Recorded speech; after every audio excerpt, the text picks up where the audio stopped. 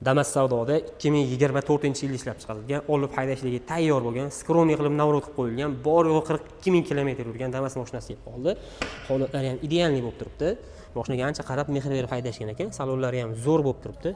Patologlargacha qoraytirib apshga qilib qo'yilgan, barlargacha uстановка qilingan, keyin o'ta original kolonkalar bilan, original Malibu barlargacha uстановка qilingan, o'zini beспроводной zaryadkalar bilan 906 megagal putlari bor. O'zini halol yurgan prebegi 42 ming kilometr. Mana Tamitskiy rullargacha uстановка qildirib qo'yishgan ekan. Yaxshi motorlargacha uстановка bo'lgan. Evkor poliklari bor, linoyumlari bor, yaxshi qimmat chexollargacha taqdirib qo'yishgan. Mashina tapetkalar bilan shumizatsiya bo'lgan, polniy shumka qilib qo'yishgan ekan. Ichlargacha ligirovka bo'lgan.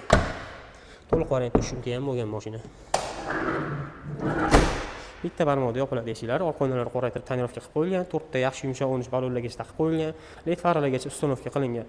Kraskasi absolyutniy toza, xudo xohlasa hech qanday xarajatlari yo'q, motor, hadovoy, korobka moslarda ishlar yo'q, metan gazgacha uстановка qilib qo'yilgan. Bitta mana shu kichkinagina metina qilib oladigan joyi bor ekan, qo'ygan joylari. Qolgan joylarida hech qanaqa metina qilinadigan, qirilgan, chizilgan joylarni ko'rmadim. Xo'p, kraskasini, prebegini ko'rib, ko'rsatib, tekshirib olasizlar. Damas savdodan olib mazza qilib haydashlik uchun $6700 bo'lsa berib yuboramiz.